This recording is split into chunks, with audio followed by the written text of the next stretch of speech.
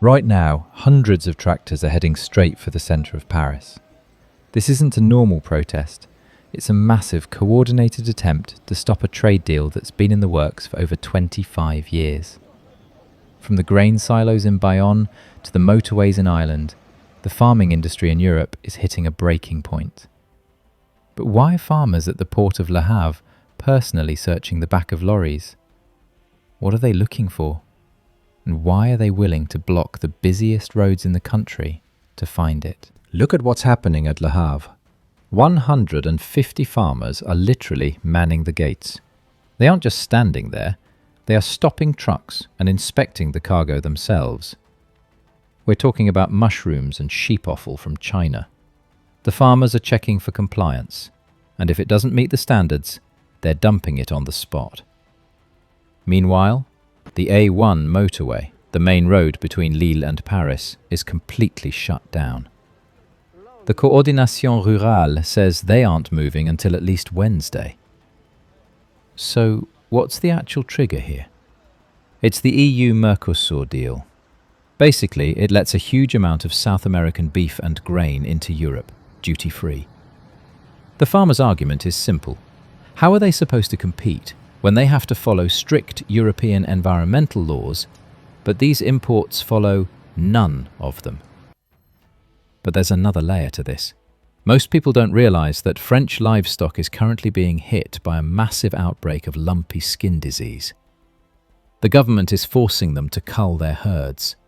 So they're losing their animals to disease and their market share to this trade deal at the exact same time.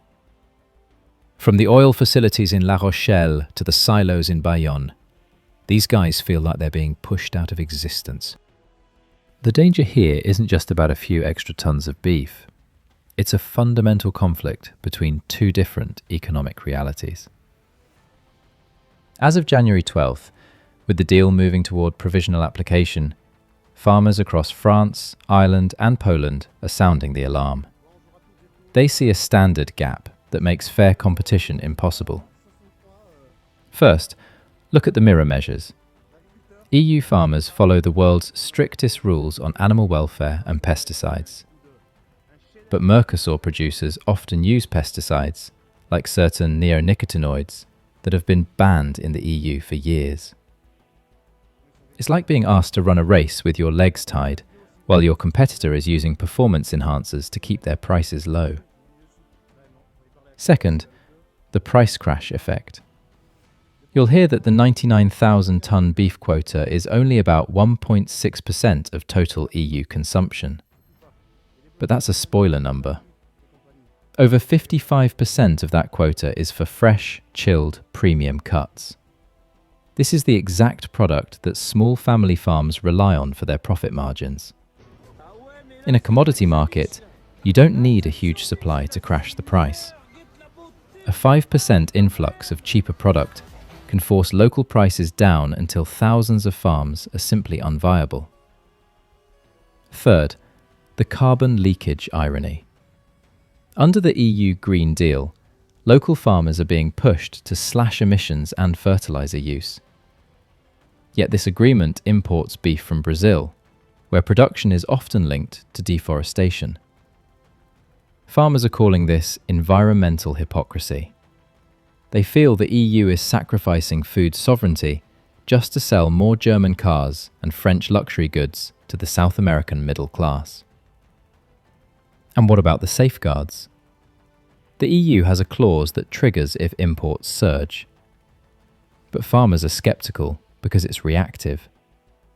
The handbrake only kicks in after the market damage is done and the data is processed, which can take months. For a farmer in Ireland or Poland, this isn't a trade deal, it's a sellout. They believe the EU is treating food as a disposable commodity rather than a strategic asset. This is coming to a head this week. The European Commission wants to sign this deal in Paraguay as early as the 17th.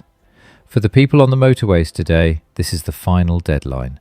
They're fighting for what they call food sovereignty. If this deal goes through, the supply chain changes overnight. Thanks for watching. I'll see you in the next one.